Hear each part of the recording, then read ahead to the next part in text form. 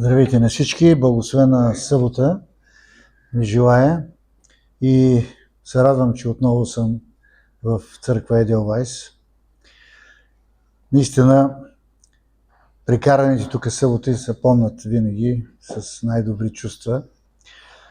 Ние тук от няколко пъти разглеждаме темите за книгата Данаил.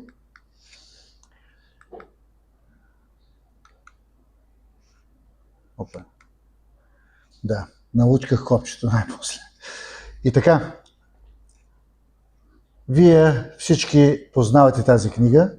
Нашата идея на това разглеждане е да разберем какво книгата Данаил говори за вярващите хора в края на времето. Вярвате ли, че ние живеем наистина в края на времето? Да, вярвам. Да, ние живеем наистина в края на времето.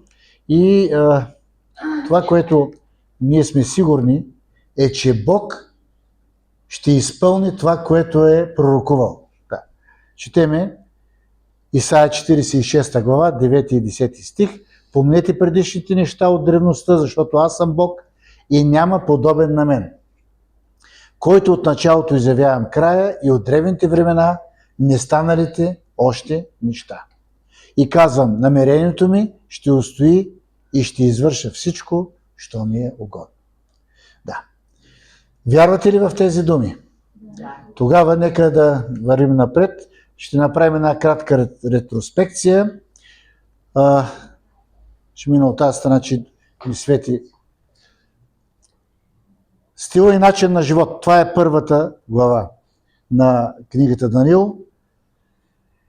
Тя ни съветва, че трябва да имаме един съвсем друг начин на живот от това, което днешният Вавилон ни натрапва. Това, което се натрапваше на Данаил, днес се натрапва на нас.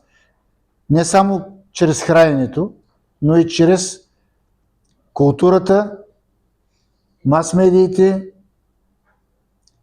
възпитанието, обучението. Всички тези страни на нашия живот са силно заразени от вавилонската култура.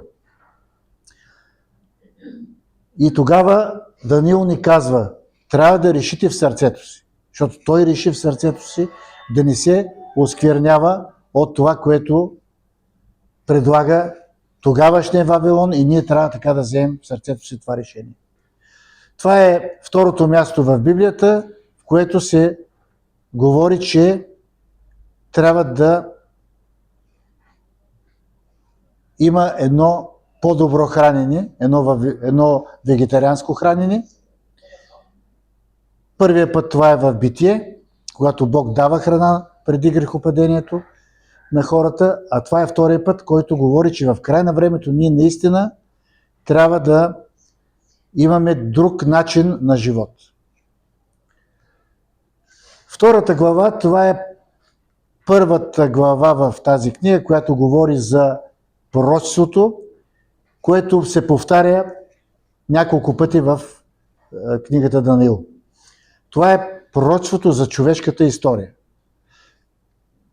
Тя тук е представена чрез един образ с различни метали, няма да се задълбочавам, и това са съответно империите, които тези метали символизират. Най-важното е, че накрая ще дойде унищожение на тази история, на тази земна история, и ще се възцари едно вечно Божие царство, където камъкът символизира второто пришествие и идването на Исус Христос. Третата глава, това е главата, която ни говори за начина на поклонение. Всички ние сме убедени, че именно начина, формата на поклонение и на кого да се покланяме е в центъра на битката в вселенски мащаб. Това е битката между Бог и неговия противник Сатана. Тук на полето Дура имаше 3 младежи и те бяха достатъчни, за да обърнат една цяла империя към Бога. Така че много от нас се чудят как така ще стане, че в края на времето целият свят ще научи за веста, за идването на Исус Христос. Да, така ще стане. Може би само 3 души, може би повече, но при съвременната технология на интернет това ще стане много бързо. Така че тук ни показва, че в тази глава, че всички изпитания, които ни предлагат този свят и на които ще ни подложи този свят, се струват, защото Бог е този, който има последната дума. Смиреният император, така съм нарекал 4 глава, това е Навуходоносор, който, въпреки че във 2 глава прие Бога на Даниил, той забрави скоро и се наложи да му бъде наложена една мярка. Той да беше 7 години като животно, ако си спомняте, докато не признае, че Бог държи юздите, той е в контрол, той контролира този свят. И той се смири и това е символ на онова, което ще се случи с власт имащите в края на времето. Много от тях ще повярват, ще се смирят и ще минат на страната на Бога. За разлика от това, 5 глава на Даниил, тя е точно обратното. Тя е за тези властимащи, които няма да се смирят, въпреки всичко, което знаят, защото Валтасар, внук на Навуходоносор, знаеше много добре какво се случи с неговия дядо. Но въпреки всичко той продължи в своя път на подигравка и на отдалечаване от Бога. 6 глава, това е известната глава, с която Даниил беше хвърлен в рова на лъвовете. Отново става дума за поклонението. Тук може да намерим един много силен паралел с Откровение 13 глава, където образа на звяра ще бъде възстановен и ще излезе смъртен указ за тези, които не желаят да се поклонят по начина, по който Божия противник желая. По същия начин тук Даниил не промени начина си на поклонение, остана в връзка с Бога, въпреки всички заплахи, и това беше верният начин. Това беше единственият верен начин, защото дори да беше се скрил в дома си, някъде вътре, те пак щеха да го наклеветат, така че никой не трябва да правим компромиси с начина си на поклонение, защото изоставяйки Бога, ние веднага ще бъдем, така да се каже, изядени от този река Ешлъв, който обикаля на себе. И до тук фактически свършват историческите серии, историческите глави на книгата Даниил. От тук нататък започват само пророчески глави. Това е първата от тях, е 7 глава. Ще кажа няколко думи. В цялата книга Даниил се повтаря пророчеството за историята на този свят и за края на този свят. Само че всяка една нова интерпретация на това пророчество дава все по-големи подробности. Теолозите наричат това нещо рекапитулация, но това е едно подобие, което все повече и повече се задълбочава. Тук правя едно сравнение между Даниил 2 глава и 7 глава. Вместо метали, тук са животни и няма да се задълбочавам, защото нямаме никакво време. Това ние сме ги разглеждали. И това е една таблица, в която това най-лесно се разбира. Тук е Даниил 2 глава, тази редичка, а тук е Даниил 7 глава, Вавилон злато лъв, Мидо Персия сребро мечка, Гърция мед и леопард, и тук започва Рим. От една страна езическия Рим, който е символизиран с желязото във 2 глава, и този 4-ти звяр, и после е папския Рим, който е символизиран с кълта. Вие знаете защо, нали? човешкият фактор, той е кал, нали?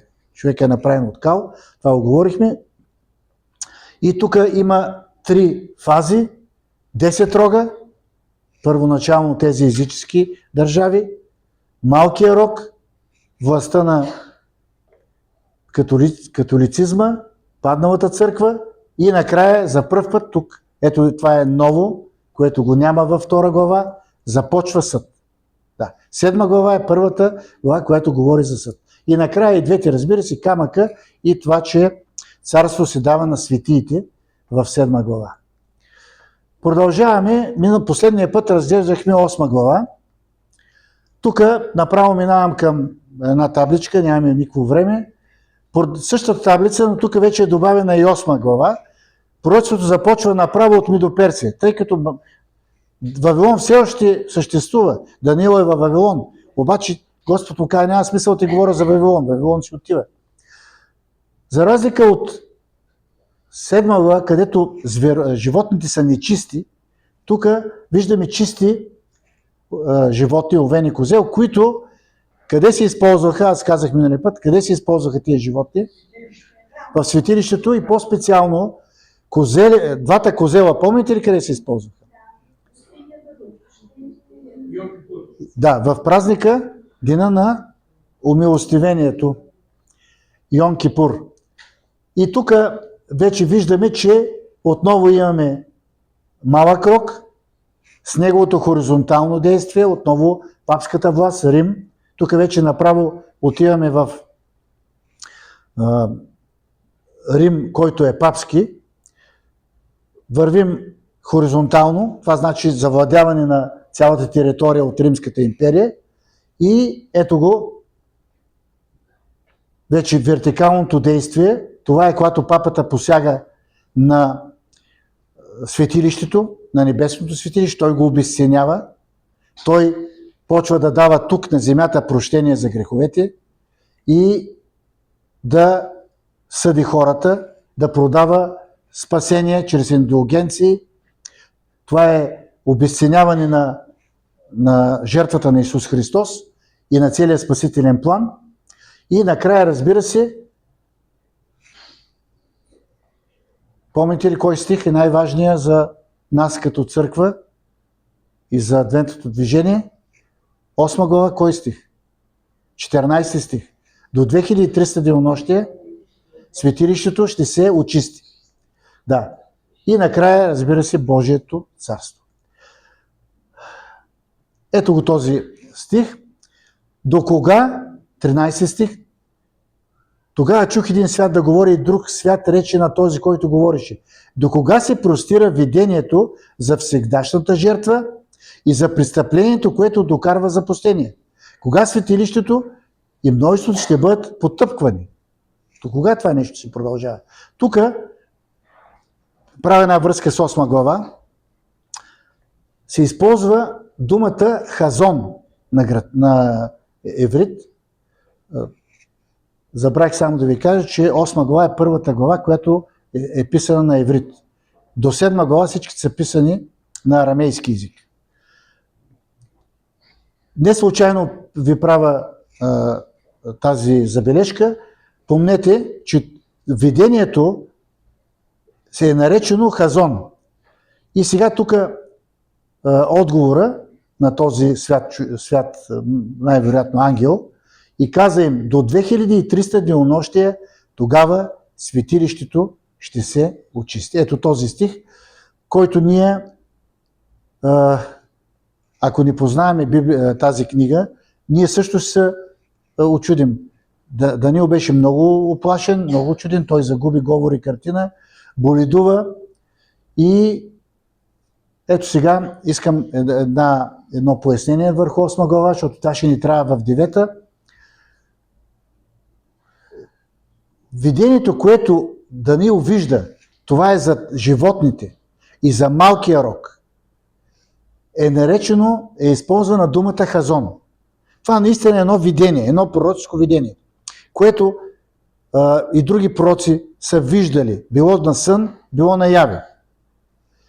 Обаче, когато става дума за видението за денонощията, тогава е използвана думата маре. Аз си позволявам да нарича това видение предсказание. Защото тук говорим само за чуване. Нали, той чу. Какво чу? До 2300 денонощия светилището ще се очисти. Това е на български предсказание. Нали? Отново е пророчество, обаче онова е видение, това е пророчество, предсказание. Това, което е казано. И ето сега тези два стиха, които обясняват нещата. Накрая на тази глава, 8, Бог казва: а казаното видение, маре, сиреч предсказанието, това, което е за денонощията. За денонощията, вижте как го обяснява, е вярно. Значи той казва вярно. Тогава аз, Данаил, преминах и боледувах няколко дни. После станах и върших царските работи. А чудих се за предсказанието. Той се очуди, защото никой не го разбираше. Значи Даниил разбра видението за животните, че това е земната история, обаче не можа да разбере какви са тия 2300 денонощи. И затова Бог му ги обяснява в 9 глава. Сега тук искам само една таблица, една картинка тук използвам. Главите до тук, които разгледахме, могат да бъдат наречени така: стил на живот, мисия, нали, 2 глава. 3 глава е изпита на 3 младежи. 4 е покорните царе, непокорните, и 6 е отново е изпита на вярата на Даниил. И сега разгледахме съдът, 7 глава за първ път говори съд, разгледахме светилището и сега 9 глава е наречена 70-те седмици. Да, това е центъра на 9 глава. Там се обяснява видението маре, сиреч предсказанието. И 10 и 12 глава, които ще разглеждаме, ако Господ позволи това нещо по-късно, е за северния и южния цар, най-общо казано. И така, 70 седмици. Даниил 9 глава. В първата година на царуването му, Дарий, това вече е Мидо-Персия, аз, Даниил, разбрах от свещените книги числото на годините, за които дойде Господното слово към пророк Йеремия, че запустението на Йерусалим ще трае 70 години. Значи, тук Бог дава на Даниил едно много важно успокоение. Той си помисли в 8 глава, когато дойде това предсказание, той си помисли, че 2300 години евреите ще бъдат под вавилонско робство. Затова той много се разстрои, беше болен. Но после Бог му дава Йеремия и той разбира, че не е така. Че става дума само за 70 години, които изтичат. И тогава Даниил се обръща към Бога в една много хубава искрена молитва, нямаме време да я прочетеме, когато той приема, че е част от греха на Израел. Той не казва: аз съм праведен, аз те следвах, ама виж, тия не бяха добри. Не, той казва: съгрешихме, не послушахме. Винаги той използва: разбънтувахме се пред нас. Той се присъединява към това. Казвам го, защото сега в момента в нашата църква има много независими служения, които така никнат като гъби, и които посочат с пръст църквата и казват: това е Вавилон, пък ние сме... Това нашето движение, нашия проект, той е само от праведни хора. И така, още нещо много интересно в тази молитва, той се позовава на благодатта. Даниил се позовава на благодатта. Вижте какво казва: защото ние не принасяме прошеници пред тебе заради нашата правда, но заради многото твои щедрости. Ето това е благодатта. Вижте, в Стария Завет нямало благодат. Ето е благодатта. Господи, послушай, Господи, прости, Господи, дай внимание и подействай, да не закъснееш заради себе си.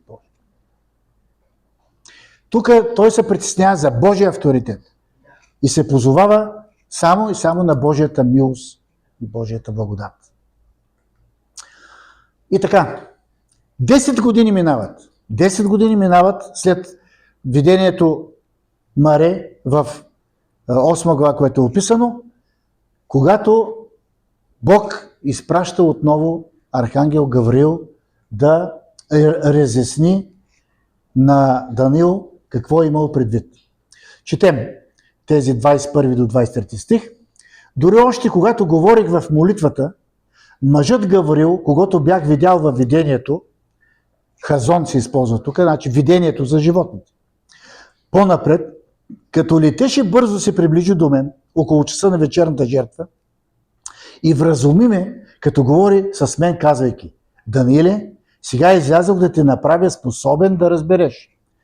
Когато ти почна да се молиш, вижте молитвата какво прави, заповедта излезе и аз дойдох да ти кажа това, защото си възлюбен.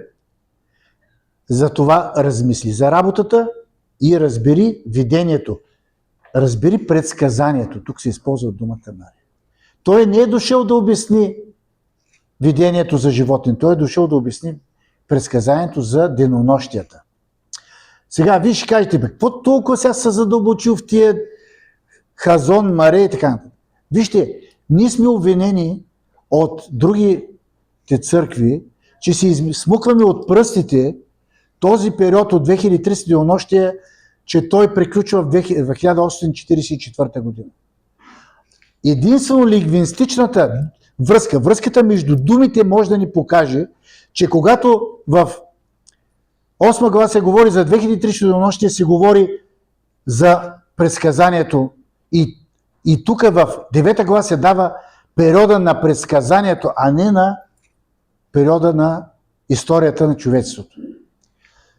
Тъй като това предсказание е свързано директно с съдбата на Божия народ. Библията не е историческа книга, Библията не е енциклопедия. Ако беше така, тя ще да говори за китайските империи, за индийските империи, за империите на инките. Тя говори само за историята, която касае Божия народ и спасителния план. Затова е важно тази връзка вие да може, когато ви запита, кажете: не, тук има лингвистична връзка, има проблем. Не става дума за едно и също видение, става дума за различни неща. И така, ето го, къде е следващия стих, 24, 70 седмици са определени за людите и за светия ти град, за въздържание на престъплението, за извършване на греховете, за правене на умилостивение, за беззаконието и да се въведе вечна правда, да се запечата видението и пророчеството. Много неща и да се помаже през святия. Нека да ги разгледаме. Вижте колко много неща са определени в този период от 70 седмици. На еврейски определени значи се използва думата нихтах, което по някой път в Библията, там търсим къде се използва, е като нещо, което е отделено или отрязано от нещо по-голямо. От 2300 денонощия фактически се отрезва един период от 490 отново, 70 седмици, 490 денонощия. Ние знаем принципа ден-година, който Библията проповядва и ни осветлява. Когато периода трябва да бъде смятан, тогава той е пророчески. И за него се отнася правилото ден-година. Разбирате ли какво значи да се смята? Кой говори за 70 седмици? Бе? Така, някой ще ти каже ли теб, ти си на 70 седмици? Някой ще каже, не, винаги се казва на колко години си, на колко месеца си, на колко дни си. 70 седмици трябва да го смятаме, нали? По същия начин 2300 денонощия. Кой е такива работи? Нали? Има други начини. Така че тези два периода, независимо, че са като денонощия, те са години. Ето ги сега нещата, които този стих споменава за този период от 70 седмици. На първо място за въздържание или задържане на престъпленията. Това е да се спре идолопоклонството. То ще бъде задържано. Идолопоклонството в християнската църква ще бъде задържано. За довършване или запечатване на греховете. Да, в този период евреите ще запечатат своята греховна история. Трето, за правене на умилостивение за беззаконието, за греховете. Умилостивение, аз миналия път ви казах, използва се в оригинала една дума кипур, което значи покривка. Нещо, което се покрива. И да, Бог покрива нашите грехове със своята правда, нали, със своята. По същия начин тук става дума, че ще настъпи покриване в този период на греховете. Да се въведе вечна правда, Христовата правда, и да се запечата видението и пророчеството. Това е края на благодатното време за тогавашния Божи народ. Нека да видим сега всичко хубаво, нали? Обаче как да разбереме кога започва и кога приключва периода от 2300 денонощия? Ако имаме началната дата, ще изчислим крайната, нали така? Ако имаме крайната, ще изчислим началната. Да, именно за това Гавриил дава началната точка.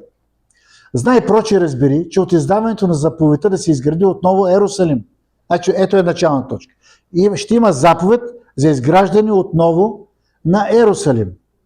Да не умечтава за това нещо. Да не го очаквал. До княза Месия, значи до идването на Божия помазаник, ще бъдат 7 седмици и 62 седмици. Общо колко? 7 и 69? 69 казвам. Значи до Месия ще са 69. И ще се съгради изново с улици и окоп, макар и в размирни времена. Сега, тук също имаме противоречия с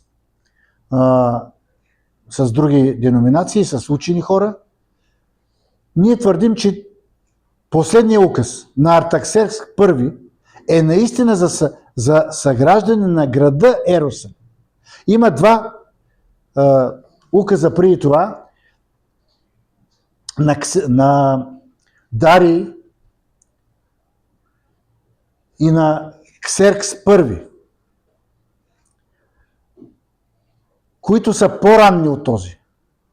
Обаче 457 година наистина е така, защото първият указ е само за съграждането на храма. Вторият указ е за съграждането на стените. А вече чак последният указ е да се съгради целият град с окоп, с както нали пише в... Извинявам се, първият указ е на Кир, Ксеркс I и Артаксеркс I, който е негов син. Да. Но ние твърдо вярваме, защото Артаксеркс, вижте сега какво пише в Ездра, издавам указ Артаксеркс, защото всички, които са от израелевите люди и от свещениците и левитите в царството ми, които биха пожелали доброволно да идат в Ерусалим, да отидат с теб. Това е така цитат от този указ. Нали? И нека да си го представим така графично. Ако началото на този период от 2300 денонощия е 457 година преди Христос, виждали са? Така. Тогава, ето го целият период. 457, коя година е края? 1844 година. Искам, тук народ съм го написал, да не забравяме, че има една нулева година. Когато преминаваме от преди Христос, си реч там е със знак минус годините, нали? И минаваме към знак плюс след Христос, както на всяка една линейка, първата чертичка, какво пише? Едно ли пише или пише нула? Нула, да, тя е нулева година. И тогава сметката излиза. Нека сега да видим ето ги тия 490 години, които говори. И ето ги остатъка, значи от тук до тук са 490 години, а от тук са 1810 години. Това е като продължителност. Ето ги сега да видим от тези 490 години имаме два периода. Първият период е, какво каза? 62 плюс 7, да. Ето ги. Ето го сега този увеличен този период от 70 седмици. Декрета на Артаксеркс и стига до 34-та година, след Христос отново прибавяме нулевата, нали, тук да не забравяйте.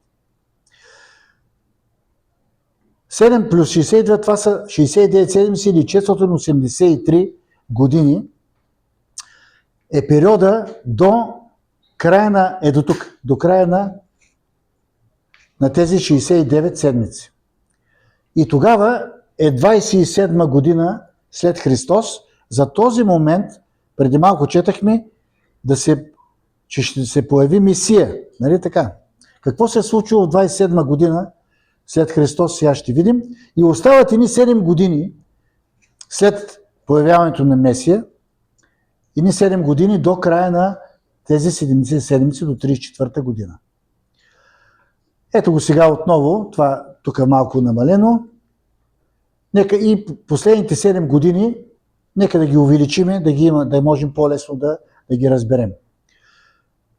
Отново четеме 26 стих и подир 62 седмици. Месия ще бъде, значи 7 плюс 62, ще бъде посечен и не ще има кой да му принадлежат. И людите на княза, който ще дойде, ще погубят града и светилището. И краят му ще го постигне чрез потоп. И до края на войната има определени опустошения. Да. Кое е важно тук да разбереме? Че в края на тази последна седмица, какво ще се случи? Месия ще бъде посечен. И не ще има кой да му принадлежи. Избягаха ли всички от него? Когато всички, абсолютно всички, да. От страх, да, точно така. Ето сега. Значи 27 година започва службата на Месия, преминава през кръста, когато няма да има кой да му принадлежи и остава един период от 3 години и половина. Какво се е случило в 27 година? За радост римляните пазят цялата хронология на техните царе, императори, и се оказва, че наистина, когато беше той помазан, вижте какво пише Лука. В 15-та година на царуването на Тиберия, императора Кесаря, когато Понтий Пилат беше управител в Юда, а Ирод четвировластник в Галилея. Колко подробно е дадено, да не се обърка нещо. 15-та година на Тиберий. Като се кръсти, Иисус се молеше и отвори се небето. Ето тогава той беше помазан, нали така? 15-та година, това е точно 27 година след Христос.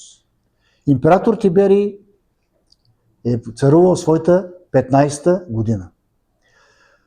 Така че можем съвсем спокойно да се основаваме на това, че началото на Христовата служба е започнала в 27 година преди Христос. В 34-та година приключва този период. В средата на седмицата обаче, вижте какво ще стане. Той ще потвърди завета с мнозина за една седмица. Тази седмица той ще потвърди завета с мнозина. Така ли е? Апостолската църква е точно тогава. Между смъртта на Исус Христос и 34-та година, ще видите, ако не се сещате какво става. А в половината на седмицата, 3 години и половина, ще направи да престанат жертвата и принос. Смъртта на Исус Христос. Дойде истинското агне, дойде жертва. И един, който запустява, ще дойде яждещ на крилото на мерзостите и гняв ще се излее върху запустителя до определеното време. Това ще разглеждаме друг път, защото много се разширява темата. Не е трудна, ама просто няма време. Да, темата е трудна, да. Така, значи от 27 година в 31 година, в средата на 31 година, Христос е разпнат и умря за грешниците. И така 3,5 години на 3,5 години. А в половината на седмица ще направи да престана жертвата и приноса. Саможертвената кръстна смърт на Исус Христос заради нашите грехове, но Той го направи от наше име. Фактически на нас се записа тази смърт. Все че ние сме умрели за своите грехове.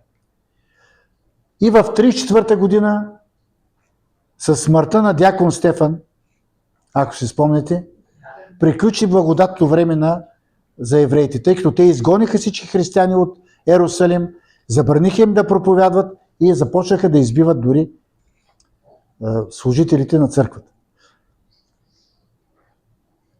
Отново се връщаме на таблицата. Тя вече тук е попълнена.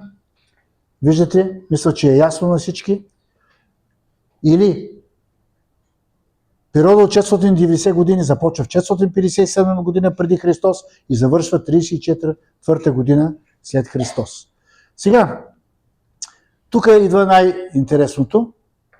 Ако ние вярваме в това пророчество, че то се е изпълнило буквално, вярвате ли? То дори не се иска и много вяра, защото той има фактически доказателства. То тогава вярваме ли, че това, което също пророчество казва за големия период се е изпълнило? Защото тук нещата се случват на земята. А тук къде се случват при 1844 година? Голямото разочарование, неразбирането на това пророчество води до това, че една огромна група хора биват много разочаровани. Те всичките са били адвентисти по своята вяра. Очаквали са Христос. Но една много малка група проумява, че грешката не е в Бога, а грешката е в нашето тълкование и наистина в 1844 година започва Великият изследователен съд. И каза им, до 2300 денонощия, тогава светилището ще се очисти. Да. Както в земното светилище бяха натрупвани цяла година греховете на евреите, които те изповядваха чрез пренасене на жертви, така и жертвата на Исус Христос за хората, за напълни небесното светилище с нашите грехове, които трябваше да бъдат както в дена на умилостивението на земята, така в този период от вече незнайно колко години, не е казано, това е последното пророчество, няма други периоди за съда, да може да бъде също, да бъдат тези грехове умилостивени. Кипур, какво беше? Какво трябва да бъдат направени всъщност? Покрити.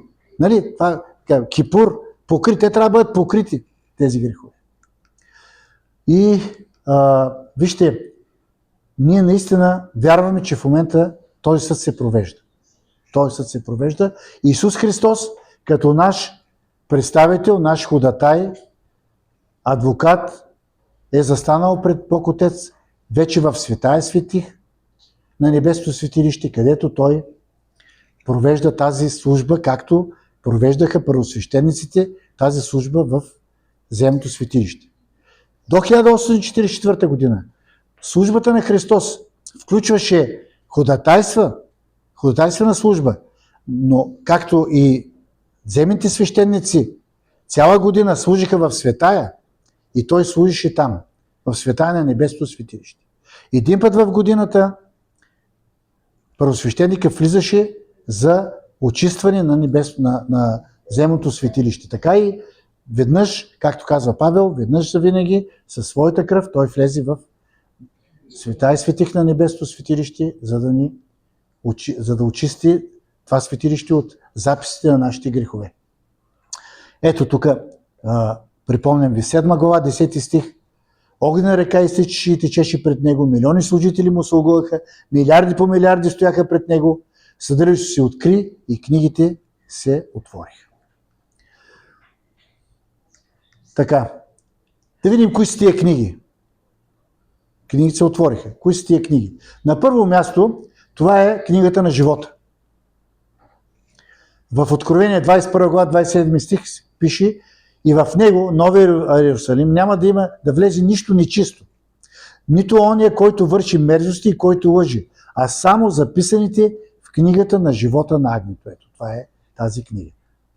Значи там има такава книга. Още една книга има, това е книгата на индивидуалното описание, така наречената хронологична книга, в която тук псалмиста казва: твоите очи видяха необразуваното ми вещество и в твоята книга бяха записани всичките ми определени дни, докато още не съществуваше нито един от тях.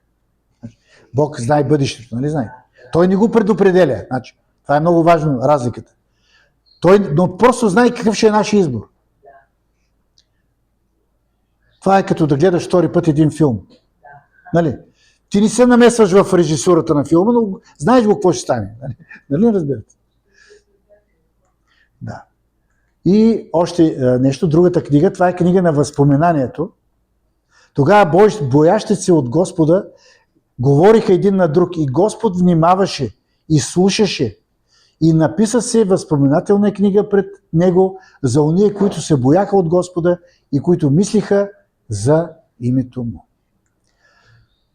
И сега четвърта книга, която не ви я препоръчвам там да сте записани, това е книгата на греховете. Всичко, което е написано пред мене, казва, няма да се изличи. Ако и да се умиеш слуга и употребиш много сапун, пак твоето беззаконие се остава петно пред мене, казва Господ. Ако ти самиеш, вижте, тук казва, ако ти самиеш, остава. Ако позволиш обаче Христовата кръв да ти убие, тогава да. Така. И когато бъдат приключени, разгледани тия книги, Исус ще каже думите, който върши неправда, нека върши занапред неправда и който е нечист, нека бъде и занапред нечист. И праведният нека върши и занапред правда и светият нека бъде и занапред свят. И с това ще приключи благодатното време и Исус ще тръгне към земята. Ще излезе от небесното светилище и ще тръгне към земята. Сега, добрата вест каква е обаче? Вижте добрата вест. Исус е наш съдя, но Той е наш ходатай. Той е застъпник, Той е свидетел, Той е заместник и наш баща. Така че този съд е оправдателен съд за нас, брат и сестри. Това не е съд, за да не осъжда. Ние искаме да сме на страната на Бога. И имаме искреното желание да го следваме. Живеем на територията на противника, но Той е обещал, че ще бъде наш съдя, ходатай, застъпник, свидетел, заместник и най-важното един баща.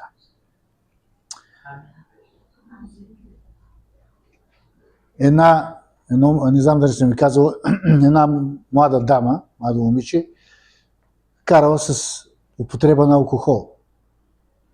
И спира полицията в Щатите, там няма такива, веднага има такъв дежурен съдия, направо е водят при съдята. И когато тя влиза, вижда, че съдята е нейния баща. И тя се би успокоила. Да. Обаче бащата сложил едно много голяма глоба. Много голяма глоба. Тя нямала пари да го плати. Или глоба, или влизаш в затвора. Или плащаш глобата. Приключило заседанието, тя плачела и била много ядосана. И пристава я води към касата, там къде трябва да внесе парите. И вижда един човек, който е на касата. И когато се обръща, това е нейния баща, който се облекал тогата на съдята. И плаща. Ето. Това е Той, да. Това е нашия Бог. Истинно ви казвам, казва Исус Христос. Който слуша моето учение и вярва в този, който ме е пратил, има вечен живот. Не ще има вечен живот, брат. Има. Днес, сега, когато вие слушате моето учение и вярвате в този, който е пратил Исус Христос, и имате вечен живот. И няма да дойде на съд. За такива неща няма съд. Но е преминал от смърт към живот. Преминал в минало време. Вижте, когато е повярвал, тогава е преминал от смърт към живот.